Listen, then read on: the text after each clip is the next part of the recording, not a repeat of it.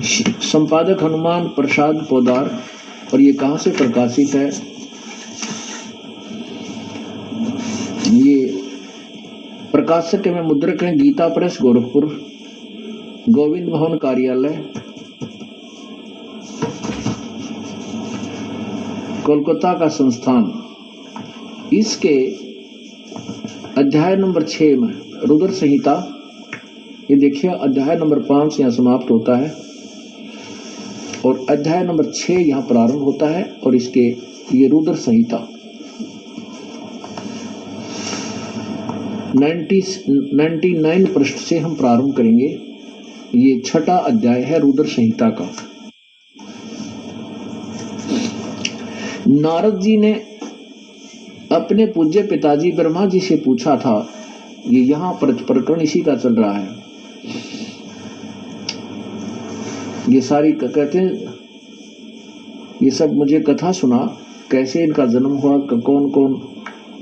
अच्छा, यहाँ से उत्तर देते हैं। ब्रह्मा जी ने उत्तर दिया नारद जी को, कहा ब्रह्मन देव शिरोमणे, तुम सदा समस्त जगत के उपकार में ही लगे रहते हो। तुमने लोगों के हित की कामना से बहुत उत्तम बात पूछी है। आगे देखिए, जिस समय समस्त चराचर जगत नष्ट हो गया था, सर्वत्र केवल अंधकार ही अंधकार था। न सूर्य दिखाई देते थे, न चंद्रमा, अन्य ग्रहों और नक्षत्रों का भी पता नहीं था। न दिन होता था न रात। अग्नि, पृथ्वी, वायु और जल का भी की सत्ता नहीं थी। उस समय तत् सत ब्रह्म, इस श्रुति में जो सत्य सुना जाता है एकमात्र वही शेष था। अब प्रश्न नंबर 100 पर आप पढ़िएगा। जिस परब्रह्म के विषय में ज्ञान और अज्ञान से पूर्ण उक्तियों द्वारा इस प्रकार ऊपर बताए अनुसार विकल्प किए जाते हैं। अब पुण्यात्माओं देखो, पुराण का वक्ता स्वयं कहता है कि कुछ ज्ञान कुछ अज्ञान के द्वारा जो भी कहा जाता है वो मैं तुझे सुनाता हूँ। इससे एक तो सिद्ध ये हुआ कि पुराण का वक्ता पूर्ण ज्ञानी नहीं है। कौन है पुराण का वक्ता? ब्रह्मा। फिर भी ब्रह्मा जी ने कुछ तो परमेश्वर से सुना हुआ ज्ञान जो कि उन्होंने परमेश्वर ने आके स्वयं बताया था, लेकिन ब्रह्मा जी ने अपने अभिमानवश और काल की प्रेरणावश स्वीकार नहीं किया था। उसका कुछ अंश स्वयं जरूर घोट लिया था। अब इसीलिए विचलित सा ज्ञान कहते हैं, कभी ब्रह्म कहते हैं, कहीं परब्रह्म कहते हैं। इसी को किसको? शिव को। ये काल के जाल आपको विस्तार से समझाया जाएगा तब ये समझ पाएगा। अब देखना, जिस परब्रह्म के विषय में ज्ञान और अज्ञान से पूर्ण उक्तियों द्वारा ऊपर बताए अनुसार विकल्प किए जाते हैं, उसने कुछ काल के बाद, समय के बाद द्वितीय की इच्छा प्रकट की। उसके भीतर एक से अनेक होने के का संकल्प उदित हुआ। तब उस निराकार परमात्मा ने अपनी लीला शक्ति से अपने लिए मूर्ति की कल्पना की। ये देखो, जो मूर्ति रहित परब्रह्म है उसकी मूर्ति चिन्मय आकार भगवान सदाशिव है। अर्वाचीन और प्राचीन विद्वान उन्हीं को ईश्वर कहते हैं। उस समय एकाकी रहकर सब इच्छा अनुसार विहार करने वाले उन सदाशिव ने अपने विग्रह से स्वयं ही एक स्वरूप भूता शक्ति की सृष्टि की, जो उनके अपने श्री अंग से कभी अलग होने वाली नहीं थी। उस पराशक्ति को प्रधान, ये प्रकृति शब्द और प्रधान शब्द याद रखना। ये गीता जी में सिद्ध करेगा ये दास कि ब्रह्मा विष्णु महेश इस प्रकृति से दुर्गा से उत्पन्न हुए हैं। गीता जी में लिखा है।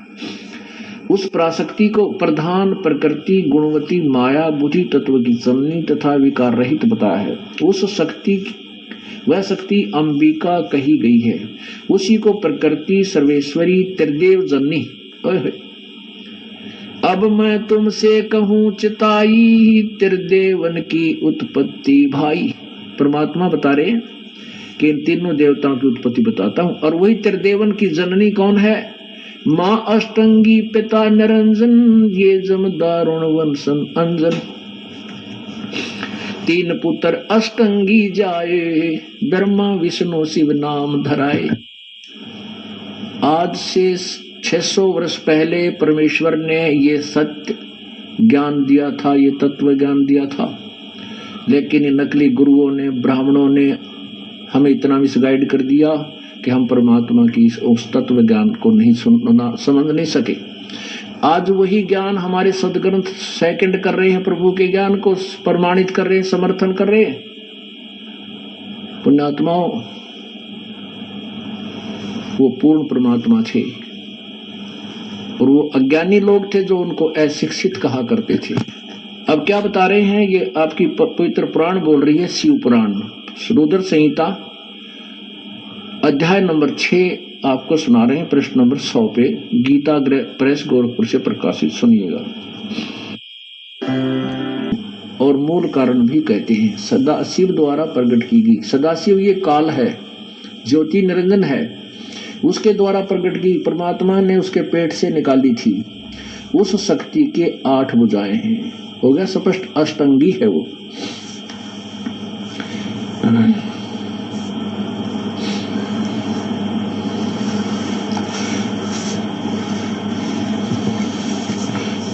एकाकी होने पर वह माया संयोगवत, ये देखो, वे एकनी होने पर वह माया संयोग वसात अनेक हो जाती है। जो सदाशिव हैं, इस काल की तरफ संकेत है, उन्हें परम पुरुष, ईश्वर, शिव, शंभु और महेश्वर कहते हैं। वे,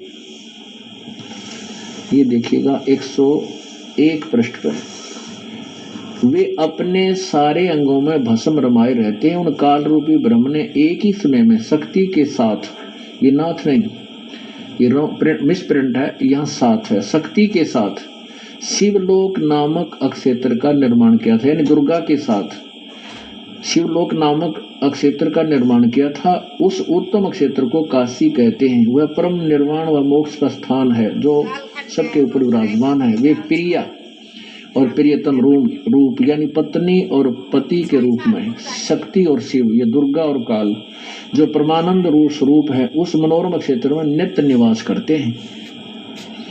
काशीपुरी परमानंद रूपिणी है। मुने शिव और शिवा ने, दुर्गा और इस काल ने, यहां देखिएगा, हाँ, दुर्गा और काल ने, शिव और शिवा ने प्रलय काल में भी कभी उस क्षेत्र को अपने सानिध्य से मुक्त नहीं किया।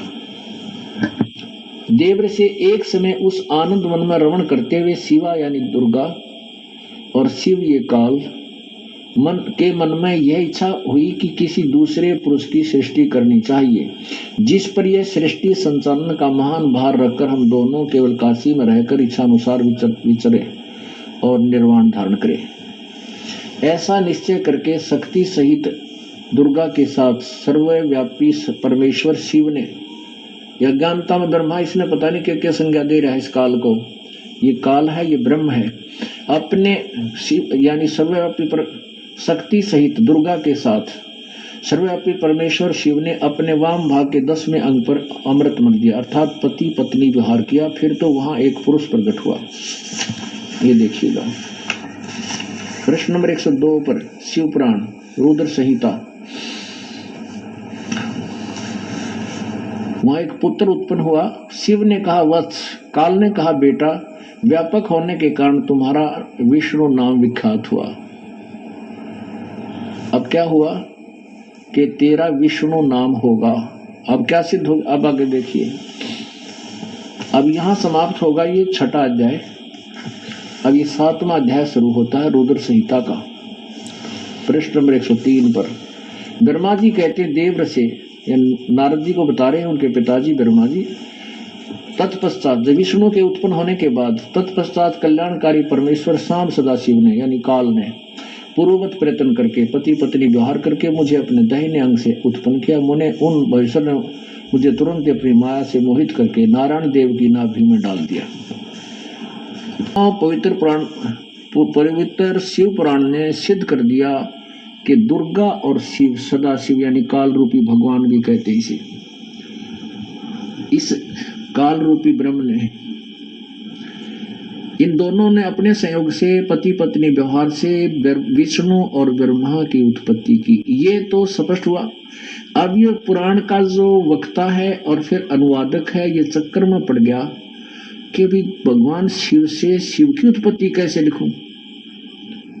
इसलिए इन्होंने अनुवाद करते समय शिव पुराण में हिंदी अनुवाद करते समय कुछ गोलमाल कर दिया, लेकिन ये फिर भी छुपा नहीं सके। आगे देखिएगा, इसी अध्याय नंबर 9 के रुद्र संहिता, ये वही रुद्र संहिता है, अध्याय नंबर 9, इसके एंड में कति लास्ट में 108 पृष्ठ पे 110 पृष्ठ पे 110 पृष्ठ पे अध्याय 9 में यहाँ क्या लिखा है कि इस प्रकार ब्रह्मा विष्णु और रुद्र इन तीनों देवताओं में गुण है, परंतु शिव गुणातीत माने गए हैं। अब चार हो गए ना, ब्रह्मा विष्णु और रुद्र, ये तो गुण है, रजगुण ब्रह्मा, सदगुण विष्णु, तमगुण शिव जी, और ये शिव ये काल है, ये गुणातीत माने गए हैं। अभी हमने सब यहाँ ये देखना है कि ये चार हो गए, ब्रह्मा विष्णु महेश से अलग हो गए, ब्रह्मा विष्णु महेश से अब ये और है अलग एक चौथा भगवान जो इनका पिता है, सिद्ध हुआ। अब ये तो है शिव पुराण, और ये इन्होंने थोड़ा सा भ्रमित कर दिया इसमें।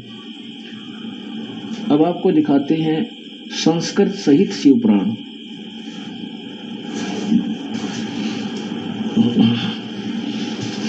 ये है संस्कृत सहित, और इसमें अनुवाद भी साथ किया है उन्हीं विद्वानों ने। ये देखिएगा शिव महापुराण हिंदी टीका सहित,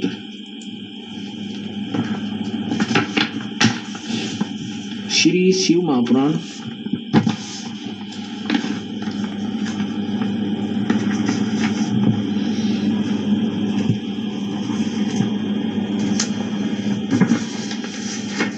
और ये इसका कौन अनुवाद करता है, विद्या अवरिधि पंडित ज्वाला प्रसाद जी मिश्र कृत,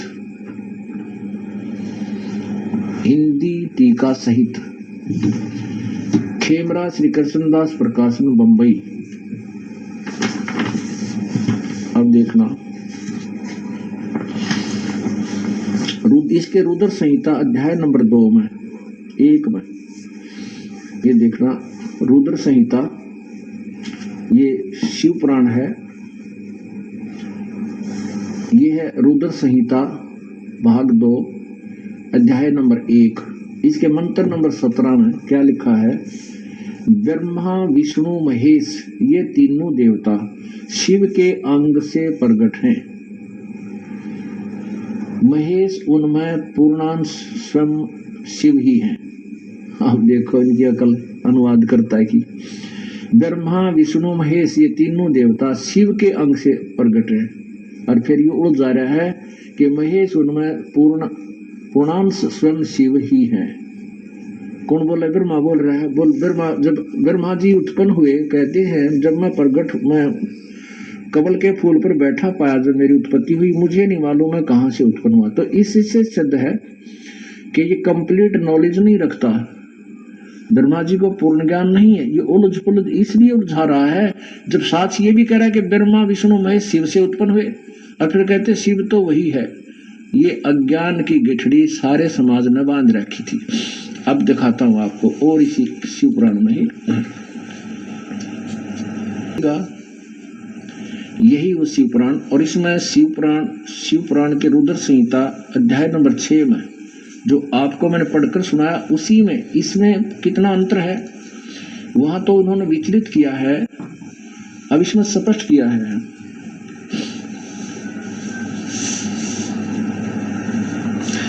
शिव ने, इसका पृष्ठ नंबर 16 है, ये 16 पृष्ठ पे, इसमें शिव ने पहले इसमें एक आनंद वन का निर्माण किया था। ये थोड़ा सा सुनाऊंगा क्योंकि आपको पहले में, अब वो थोड़ा सा भ्रम निवारण करना है। अक्षेत्र आनंददायक हेतु होने से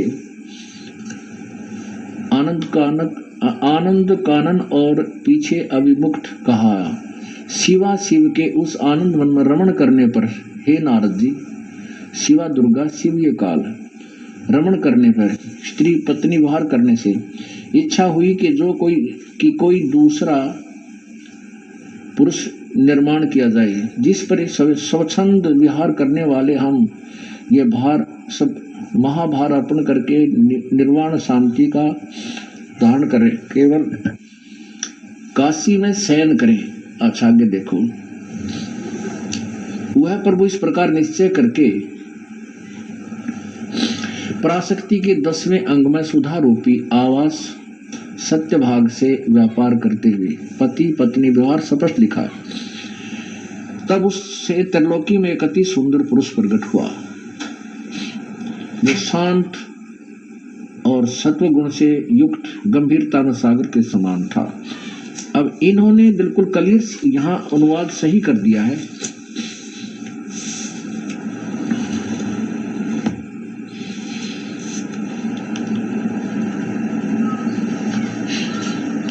इसमें स्पष्ट किया है कि तब शिवजी बोले, व्यापक होने से जगत में तुम्हारा विष्णु नाम होगा। ठीक हुआ। अब ये स्पष्ट हो गया कि शिव और दुर्गा से विष्णु की उत्पत्ति हुई। और पहले ब्रह्मा की उत्पत्ति भी आपको बता दी गई थी कि इन्होंने, क्योंकि उस अनुवादकर्ता में जो गीता प्रेस गोरखपुर से प्रकाशित है उसमें थोड़ा भिन्नता करने की चेष्टा की है, गोलमोल की चेष्टा की है, इसमें स्पष्ट किया। अब आपको आगे दिखाता हूं कि एक समय ब्रह्मा और विष्णु में झगड़ा हो गया। विष्णु कहता है ब्रह्मा को, मैं तेरा बाप, और ब्रह्मा कहता है मैं तेरा बाप। इसी बात पर दोनों लट्ठम लट्ठा लड़ाई झगड़ा शुरू कर दिया और हथियार निकाल लिए। बहुत सी सेनाएं इनकी मृत्यु को प्राप्त हुई, आपस में बहुत गंभीर युद्ध हुआ। उस समय का वर्णन सुनाते हैं कि फिर काल आके प्रकट हो गया। उसने उनके बीच में ब्रह्मा विष्णु महेश के ब्रह्मा और विष्णु के बीच में एक तेजोमय लिंग स्तंभ, एक खंभासा प्रकट कर दिया और वो उनके दोनों ऊपर नीचे जाकर के उसका लड़ाई तो बंद कर दी। ये देखने लगे ये क्या है, कितना लंबा चौड़ा है, ऊपर नीचे जाने लगे। तो ऐसे ऐसे लंबी कहानी है। भावार्थ ये है कि फिर ये दास ये चाहता है सिद्ध करना कि ब्रह्मा विष्णु महेश ये अलग हैं, इनका बाप अलग है, जो परमात्मा ने स्पष्ट किया है। तो अब ये सदग्रंथ स्पष्ट कर देंगे पुराण, तो पवित्र हिंदू समाज परमेश्वर की वाणी को सहर्ष स्वीकार करेगा, क्योंकि हमें भगवान चाहिए। परमात्मा की आवश्यकता सब आत्माओं को है। ये जब से प्रभु से बिछड़ी है तभी से उसकी खोज कर रही है। लेकिन ये नकली संत, नकली पंथ और नकली जो गुरुजी परमात्मा तक नहीं जाने देते, वो काल प्रेरित है। अब आपको बताते हैं, देखिएगा, ये है वही शिव पुराण पृष्ठ नंबर 11 पे विश्व संहिता, ये है विद्वेश्वर संहिता 1 और अध्याय 6। नंदीकेश्वर बोले, हे योगिंद्र, आगे एक समय विष्णु भगवान से सैया पर अपने गुरुडादि पार्षदों के साथ संयुक्त लक्ष्मी सहित शयन करते थे, सो रहे थे। उस समय ब्रह्म ज्ञानियों में श्रेष्ठ, कौन? ब्रह्मा जी। इनका ब्रह्म ज्ञानी ब्रह्मा जी है। और ब्रह्मा जी क्या बोल रहा है? अपनी सब इच्छा से वहां आए। वहां पर एक सुंदर सेज पर शयन करते हुए कमल लोचन विष्णु जी से पूछने लगे, तुम कौन हो? ब्रह्मा जी पूछ रहा है ब्रह्म ज्ञानी, और के बोल रहा आगे देखिए, तुम कौन हो जो मुझे देखकर अभिमानी पुरुष के समान शयन करते हो? हे वत्स। ब्रह्मा जी कहते विष्णु को, हे बेटा उठो, देखो मैं तुम्हारा स्वामी आया हूं। स्वामी माने मालिक। आए हुए गुरु को देखकर जो अभिमान करता है उस द्रोही मूड का प्रायश्चित होना उचित है। यह सुनकर विष्णु जी के अंतर में तो क्रोध हुआ, परंतु बाहर से शांत रहे और बोले वत्स। अब विष्णु बोला ब्रह्मानंद बेटा तुम्हारा मंगल हो, बैठो इस आसन पर विराजो। इसमें तुम्हारा नेत्र कुटिल और मुख टेढ़ा क्यों, वक्र क्यों हो गया टेढ़ा? ब्रह्मा जी बोले वत्स बेटा विष्णु तुमको समय के प्रभाव से अभिमान है। हे पुत्र मैं तुम्हारा रक्षक और जगत का पितामह हूँ। विष्णु जी बोले तो यह सब जगत मुझ में स्थित है, तुम चोर के समान किस प्रकार अपना कहते हो? तुम मेरी नाभि कमल से उत्पन्न हुए हो, इससे मेरे पुत्र हो और मुझे पुत्र कहना व्यर्थ है। नंदिकेश्वर बोले इस प्रकार ब्रह्मा विष्णु दोनों ही रजोगुण से मुग्ध होकर विवाद करने लगे। मैं श्रेष्ठ हूँ, मैं स्वामी हूँ, ऐसा कहकर एक दूसरे को मारने की इच्छा से युद्ध करने में उत्सुक हुए। तब संपूर्ण देवता विमान में बैठकर उस अद्भुत युद्ध देखने को चले आए और आकाश में उनके ऊपर फूल बरसाने लगे। जय हो देवताओं की। अब देवता छुटाने की बजाय, झगड़ा मिटाने की बजाय ऊपर से फूल बरसाने गए। लड़ो, शाबाश, जगह जोटे लड़ा कर काम में देखे होंगे, खागड़ बिठा कर कौन सा देख। ये है तो हमारे देवताओं का और ये हमारे भगवानों की लीला है। एक छोटी सी बात पर तो मेरा बाप ना, मैं तेरा बाप, तो मेरा बेटा हो, तो मेरा बेटा। ये तो चौथी पांचवी कक्षा के बालक लड़ा कर जैसे थारे भगवान लड़े। कबीर परमात्मा बता रहे वो नकली संत और महंत ये शत्रु हैं प्रभु के, शुरू से रहे हैं। ये स्वयं भी नरक में जाते हैं और अपने अनुयायियों को भी वहीं घसीट ले जाते हैं। ये कितने दिन बाद आकर पाएंगे? बहुत ही कम समय, क्योंकि इनका कोई बेस नहीं है, निराधार बातें इन्होंने दुनिया को बता रखी है। अब आगे देखिएगा,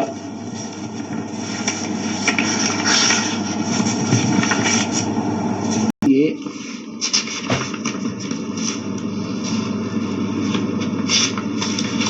प्रश्न नंबर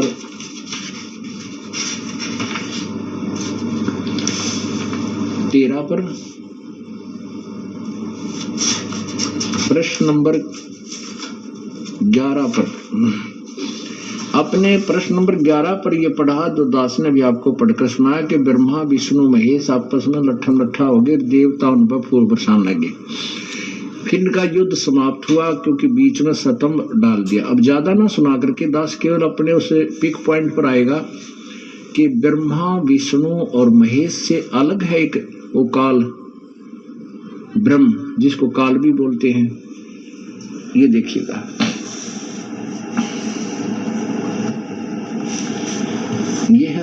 यही विद्वेश्वर संहिता अध्याय नंबर 9 में पहले आपको, लेकिन तुम अनुग्रह नहीं कर सकते। अनुग्रह माने जैसे जिसने जैसा कर्म किया वैसा ही फल दे सकते हो मेरे अंतर्गत प्राणियों को, लेकिन तुम कृपा करके उनके कर्म को कम और ज्यादा यानी उनके में कोई लाभ हानि अलग नहीं कर सकते उनके प्रारब्ध के अतिरिक्त। यहां देखना, हे पुत्रों, यह कृत्य आपने तप से प्राप्त किया है, जो कि सृष्टि उत्पत्ति पालन कहता है, सो मैंने प्रसन्न होकर तुम्हें दिया है। इसी प्रकार दूसरे दो कृत्य रुद्र और महेश को प्रदान किए। पुण्यात्मा भी देखो, दास ये सिद्ध करना चाहता है कि ब्रह्मा विष्णु अलग है और शिव महेश, ब्रह्मा विष्णु और महेश ये दो अलग हैं, रुद्र अलग है। यानी रुद्र इस शिव को भी कहते हैं जो काल का बेटा है, और इसके अतिरिक्त 11 रुद्र और भी हैं। लेकिन ये यहाँ जहां पर रुद्र की विशेष, ब्रह्मा विष्णु और रुद्र जहां लिखा जाता है वहां तो इस काल के पुत्र की तरफ संकेत है, और अन्य 11 रुद्र और भी हैं जो उनके ऊपर ये काल का बेटा शिव ही प्रधान है। तो यहाँ 4 सिद्ध कर दिए। अब हमने ब्रह्मा विष्णु और महेश से अलग जो भगवान है काल है वो सिद्ध करना है, और ब्रह्मा विष्णु महेश इसके बेटे हैं, पुत्र हैं, ये सिद्ध करना है। ये सिद्ध हो गया। फिर देखिए ये काल कह रहा है कि हे पुत्रो, यह कर्त आपने तप किया से प्राप्त किया है, और सृष्टि की उत्पत्ति और जो पालन का आता है, जो सृष्टि की उत्पत्ति और पालन का आता है, उत्पत्ति ब्रह्मा को, पालन विष्णु को, सो मैंने प्रसन्न होकर तुम्हें दिया है। इसी प्रकार दूसरे दो कृत रुद्र और महेश को प्रदान किए, परंतु अनुग्रह कृत कोई भी पाने को समर्थ नहीं है। अनुग्रह यानी कृपा नहीं कर सकते आप किसी पर। जैसा भी मैंने कहा है वैसी सतिथि और उतना ही पालन जो तुम्हारे को मिले उनका संस्कार देना है, और संहार भी उसी समय कर्म अनुसार ही कर सकते हो, इससे कम गति तुम नहीं करोगे। अनुग्रह नहीं कर सकते, किसी पर कृपा नहीं कर सकोगे। यही कारण था कि जब अभिमन्यु की मृत्यु हुई चक्रव्यूह में, अभिमन्यु की मृत्यु हुई, श्री कृष्ण जिसको जीवित नहीं कर सके, जबकि उनका सगा भांजा था, सुभद्रा का पुत्र था, कौरवों पांडवों का कुल नाश हो रहा था, श्री कृष्ण रो रहा था, सुभद्रा टक्कर मार रही थी, कृष्ण अर्थात विष्णु उसे जीवित नहीं कर सका, अनुग्रह नहीं कर सका। ये प्रमाण करती है अपनी शिव पुराण।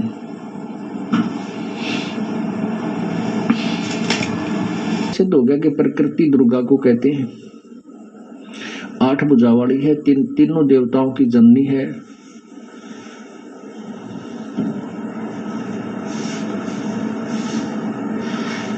कहते हैं कि इसको काल को, आपने शिव पुराण अभी देखा था, फिर देखिएगा जो गीता प्रेस गोरखपुर से प्रकाशित है, इसमें से सिद्ध करना है कि काल रूपी ब्रह्म कौन है।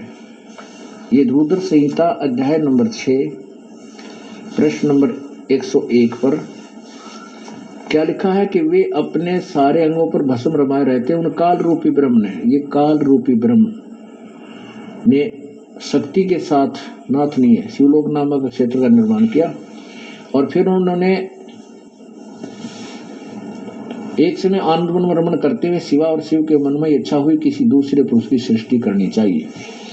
ऐसा निश्चय करके शक्ति सहित सर्वव्यापी परमेश्वर ने अपने वाम भाव पर 10वें अपने लिखा है, इन्होंने ये गलत कर दिया, शिव ने नहीं, वहां उसमें स्पष्ट लिखा था, शिवा के 10वें अंग पर अमृत मल दिया। फिर तो वहां से एक पुरुष प्रकट हुआ जो तीनों लोकों में सबसे सुंदर था। उसका नाम क्या है? शिव ने कहा वत्स, इस काल रूपी ब्रह्म ने कहा वत्स, व्यापक होने के कारण तुम्हारा विश्व नाम विख्यात हुआ। तो ब्रह्मा कहता है कि तत्पश्चात कल्याणकारी परमेश्वर शाम सदाशिव ने पूर्वत प्रयत्न करके उसी तरह दाहिने अंग से मुझे उत्पन्न किया। अब सिद्ध हो गए, अब इन तीन सिद्ध हो गए, ब्रह्मा विष्णु और महेश।